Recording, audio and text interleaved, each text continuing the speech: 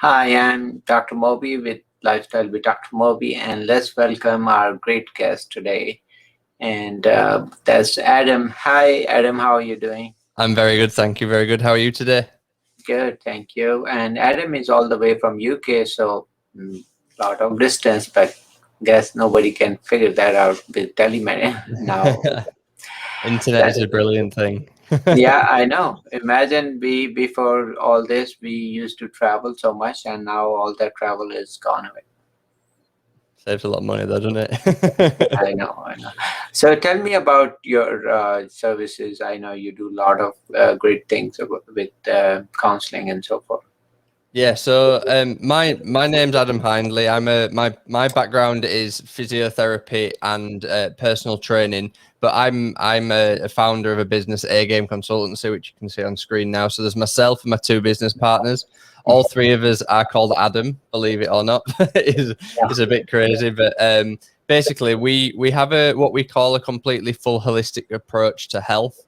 So we're a mindset company that focuses on mental, physical, and internal health. So I cover the physical health with my physiotherapy and personal training background, and we have a nutritionist, and we have a life and habit coach as well. So as you can see on screen, our values are we like to do things like this. We don't take ourselves very seriously, but we take our craft very seriously. We're obsessed with progression, and we make sure that how we do everything is how we do everything. So we want to make sure that everything is to a top standard as well.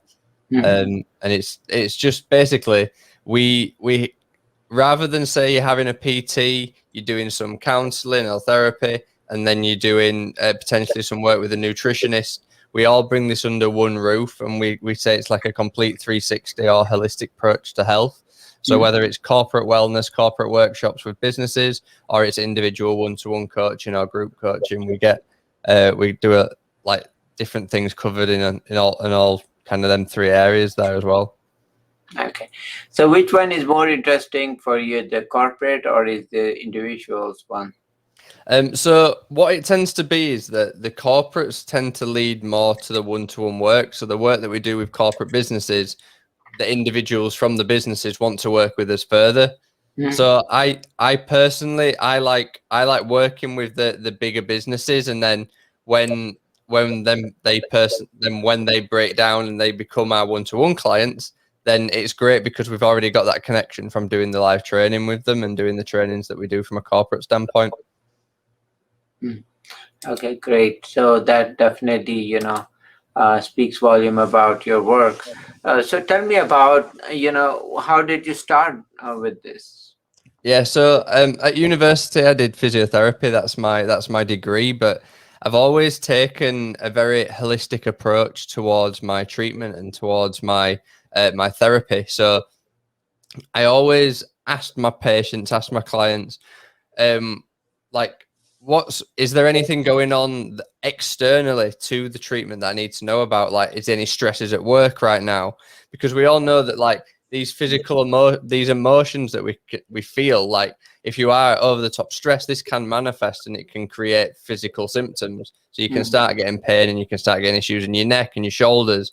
If you're getting stressed and you're working a lot and your posture goes, then this is going to lead to more issues. So always, rather than just going, this is what's wrong with your body, let's fix it, I had a lot more of a holistic approach. So it led me to focusing a little bit more onto the mindset. And then when I started working together with the other two Adams and the business became even more about the mindset, and I learned even more about it, it's been really good to see kind of how much, if you get your mind right, your body follows. And like you're like, because you're able to do the habits that you need to do, and you're able to talk to yourself and have that internal dialogue a slightly better way, which then creates like a better compelling future for yourself to actually do the habits and stuff that you want to do. No, I'm really impressed by, that you're taking extra step to kind of look behind. So it's not just treating your, let's say, for example, back pain. Well, there could be a physical reason, but many times there is a story behind, maybe, that person was overwhelmed with a lot of things, and kind of putting body through these problems, and then creating all kind of pains. And many times the story behind this is so important, and I'm glad you are focusing on that and not just treating like anybody else can do, right? Yeah, that's exactly it. It's that everybody's got their own journey, they've got their own story, and Mhm. like itself, if we're kind of primarily focusing on exercise, it's like if someone has a limiting belief around their ability to do certain exercises because of the fear that they're going to hurt the back, Yeah. then it's my job to not just help them recover with their back, but then to teach them and to build confidence in the area to allow them to achieve their actual goals that they want to do. Because there's so many times where exercise or sport, it's like it's a necessity. We need to move our body. It's like I love the fact that it's like when you talk about emotion, emotion is energy in motion. So to really truly release emotions, as we know we do in the gym, we always feel happy when we finish a gym session. We need to move our body, and we need to move it in specific ways. And if people's vice, like say if someone's vice is running and they've hurt their calf and they've hurt their ankle and they can't run because of it, Hmm. their mental health and their health will suffer because they've lost their vice. So I need to be able to help them get that mind right and the mindset in place to then be able to help. Okay, we're going to rehab the injury, but in the meantime, we're going to take this approach and we're going to do these kind of things and we're going to do this so that you can still get the outlets that you need at the same time. And that's what I mean about the whole kind of holistic approach and 360 approach towards health. And again, it's exactly the same kind of thing with nutrition and the exactly same thing with the morning routine habits and just the things that you do day to day. Because again, we can all say, I feel loads better when I exercise, but you don't want to exercise. So it's like, let's get rid of these limiting beliefs and stigmas around it sometimes. And we can really kind of progress and push forward in the best way possible.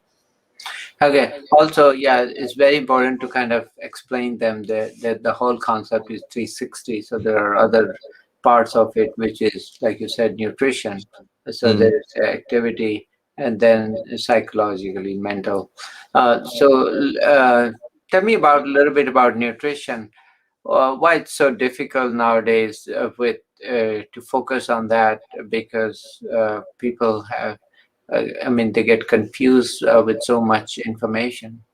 Yeah, that's exactly it. It's social media. There's so many people with so many different voices out there just sharing all this different stuff. You've got vegans arguing with Mhm. paleo diet. You've got people who are following a Mediterranean diet arguing with keto, and there's all these different diets out there Mhm. that like culture is just pushing them um to increase their like revenue or increase. So it's like rather than what's best for the person, it's like what's going to be nice and catchy and sell the most of my product in a sense. And it's not work. It's not because in all honesty, like the truth behind it is the truth isn't pretty. Like the truth is that you need to find a sustainable diet plan that you can hold over a nice long period of time that isn't going to be too restrictive and that you're going to be able to maintain. But no one wants to hear that. No, everyone wants to say, "Well, if I eat this diet for 6 weeks, I'm going to lose all this weight." And it's just the way that kind of social media Yeah. tends to be at the minute. And I think that's the big issue around nutrition.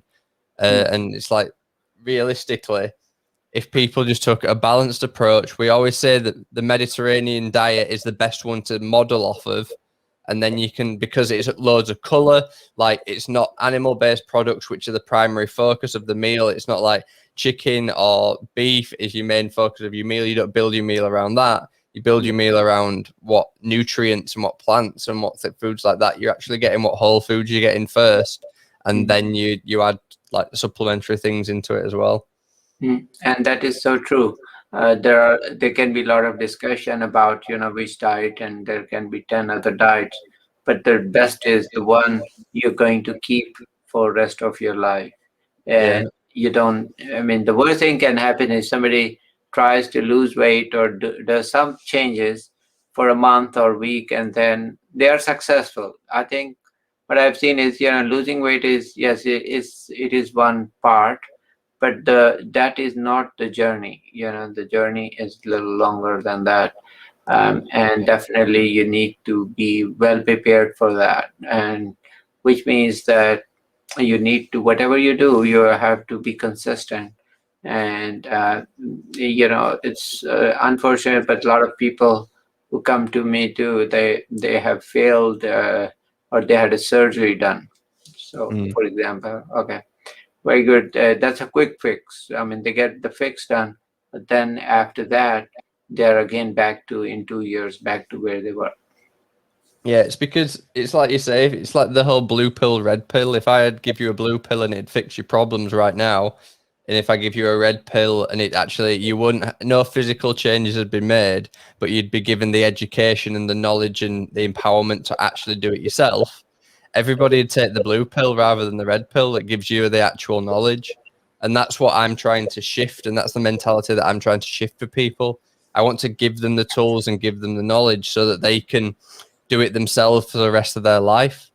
I don't like the word diet. I like nutritional plan. I don't like the word diet because the stigma around it is that it has an end point. You do a diet for a month. I'm going to do a 30-day diet. I'm going to do a 6-week diet. And as soon as you're saying something has an end point, what's your plan after you finish? You're going to go back to your old habits? If you go back to your old habits, then that's just going to lead you to get what you've always got.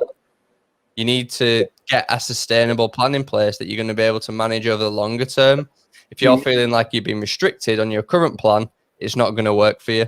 And that's primarily the main focus and the main issue I see with people is that they expect a quick result. They want it. And I'm like, I'm not about quick results. I don't care what you look like on your next holiday. I care what you look like for the next 3 holidays after that. Let's make that lasting, sustainable change. Yeah, that's so true. And that's where I think most of people struggle, is that the people who have surgery done too, if you ask them, what's your plan after that? Oh, then they full stop. They don't know, because there's no plan actually. That's true also. So that, if they had a plan, then they wouldn't be in this place, Yeah. Well, that's it. And I always talk about, if you want to make lasting change, there's 5 points that are really important. So you have point 1, which is being painfully aware that you need to change.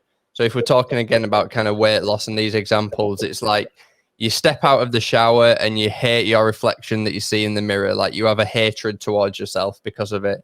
Or you put your favorite jeans on and the button's popping off because you can't close them anymore. Like that's being painfully aware. And then there's actually making a decision to change. But a decision doesn't mean anything on its own, because decision without action is just you talking to yourself. And it's just that mental like dialogue that goes on, that internal dialogue that goes on. And point 3, so you need to make a decision, but a decision doesn't mean anything on its own. You need to be painfully aware that you need to make some change. You need the right strategy in place. So this is something that a lot of people lack. They want the result, but they don't know how they're going to get there. Strategy is really important. The next point is accountability. And this is also a thing that a lot of people miss, because you are the easiest person to lie to, but you are also the only person you can't lie to. So it's like having that internal battle with yourself of like, yeah, I'll go and do some exercise today. But then you're the only one that knows you're not going to do that as well. So you can't lie to yourself, but you do lie to yourself at the same time. Yeah. And then, so you need to make sure you've got some level of external accountability, whether that is a coach, whether it's a family member, a work colleague, whatever it may be. You need to have someone external to hold you accountable, I believe. And the last one is to take massive imperfect action, because you're never going to know everything. You're never going to have all the knowledge in the world.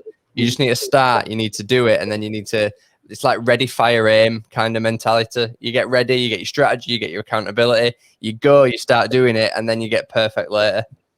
And that's true. That's so, I mean, such a great points you're elaborating.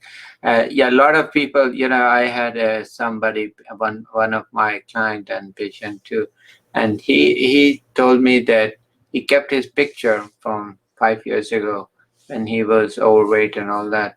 And every time he would, go offline, he would look at that and he said, I don't want to look that again, So he had this motivation in his wallet all the time. So it keeps him going. So that's true. A lot of things is between you and yourself in terms of, that if you are going to do exercise or not, Yeah. And the interesting thing is a lot of people come to me and they say, Doc, I don't eat much, but I'm gaining weight. I say, okay, well, let's kind of go one by one, but really you eat. And then they say at the end of the discussion, they say, oh my God. Yeah, I said, what that's called portion distortion. I get all the time too. That you think you are eating the same or similar, actually your eyes deceive you, or somehow you overlook it. Yeah, no, definitely. Like it's something that like the eye's bigger than belly kind of mentality. And again, I believe that things like this are really like hereditary and drilled into us from like a young age. And again, this is kind of like the internal mindset work that I'm talking about. That it's like for me growing up, I've had issues with binge eating and kind of battling binge eating as I've grown up. And my catalyst when I went back and I started to do the mental work around this was that when I was younger, my mum would give me a plate of food and she'd say at the end of it, I'd stop eating because I was full. But she'd say, make sure you eat your whole food. You're not going to have any dessert if you don't eat the whole plate. So I am then taught to overeat and then rewarded for the overeating by giving dessert to eat more food. Yeah. Because obviously you want to eat the dessert, but if that repetitively happens and that happens for years in your childhood, if you're eating until you're full, but then your mum or dad goes, oh, make sure you finish all your food. You can't have dessert until your plate's clean. And then you're given more food for overeating. It's like, and that's not uncommon. I think that's a really common thing that's done. So I think a lot of the issues, especially I think US and the UK, with obesity and people being overweight, is actually like, first point I call it's people that don't realize that they've got eating disorders and they've got like issues around binge eating and need to deal with the relationship with food. And secondly, it's this kind of upbringing that we've got. And I think it's a generational thing, because if you go back 2 generations when parents are in the war and whatnot, especially in the UK, it's like world wars and whatnot's going on, and there's food stamps and all these kind of things. Obviously, you're wanting to eat all the food that you're given because you don't know when you're gonna get a proper feed again. Oh yeah. So because of that, then the grandma's gone to my mum. I'll make sure you eat all your food. You're not gonna get any dessert if you don't eat all your food. And then this has happened again to our generation. Well, my mum said that, so I'm gonna say that. But then at the same time, now we've got an abundance of food and we always know where our next meal is going to be. So we don't need to overeat because we know that we're going to eat again in a couple of hours. Yeah. And that's such a great point. Actually, I was looking at one of the pictures from African tribe, and over there, men with the biggest belly, they are considered the king, or they are the. Well, I think the whole idea is that because the food is so, deficient there, that they want whoever is fed is a sign of prosperity. But unfortunately, that's, in my opinion, and that means a lot of disease with it, and probably they die early. So then, but that's how it is. And that's the same, in our culture too. They used to think, even that's unfortunately led to my weight gain too, that I used to I was like this always, but when you come out of med school, they say, oh, you need to look certain big size. Doctor are supposed to be big, at that time, remember. So that's 20 years ago, so we're talking about. So they said, so I gained intentionally weight just to look, so I don't look like students. So so but again, that is gone. Yeah, it's crazy. And I do believe that a lot of the time, like, your body is your product, especially when you're in something that's a health remit. So if me as a personal trainer and physio, and like that being my background, if my body isn't in good shape, or my body is my product, that's my marketing tool. So it's like, if I don't look good, why would someone put the trust in me to help them look good? So it's like, I do see that is an element of it. And I think the same with doctors as well, is like, why should I put so much faith in a doctor who doesn't know how to look after themselves properly? But you're right there. I never heard of it as that way, of that doctors are seen as like to be like a consultant, or to show that you're a qualified doctor, that you need to have that certain appearance and that certain image. It's very interesting, that as well. Yeah, if you look in the old painting or even doctor, they have this doctor with a stethoscope with a big belly, and then they listening to a small child, and then it's like, I said, oh my God, now I know. But you know, everything changes. Like you said, at that time they used to think, finish your plate and you know, then have dessert and do this and that. And but those are, I think those norms are gone. And there was also, I think, interesting fact, people in Alaska, they kind of put them on some lifestyle and diet, and they lost weight. And when other people in community, they said, are you sick or something? So for some reason, men, you know, they always think them they have to be big and then huge. I know why, but I think it should be other way around. Men should be leaner. Women can have some more fat. And that's why. Yeah. Well, they obviously they need it, don't they? Like, genetically, women do carry more fat than men, so they need it for birth and like everything like that, and pregnancy and hormones and all that kind of stuff. And it's crazy that it's flipped the other way, really. But like you say, it's that sign of wealth at the time. And again, if you look back at like Henry VIII and all that kind of era and whatnot, then all the kings around that time are massive, because being overweight is showing a sign of being wealthy and being it's crazy.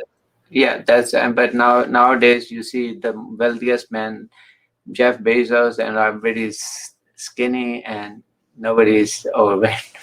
Yeah. Well, that's exactly it. And now it's I think it's catching up with itself a little bit, but it's going to be a little bit of a generational thing. And I do think that there's certain people that are stuck behind. But if you take the likes of like Jeff Bezos, Bill Gates, like Mark Zuckerberg, all these like really, really rich people that are within like this kind of current generation now, the way that they look after their body, they look after the mind, and the way they'll probably eat, and they'll look after the nutrition as well, is going to be so important. Because now that we know, science has shown that it is vital for performance. To be a high performer, you need to look after these things.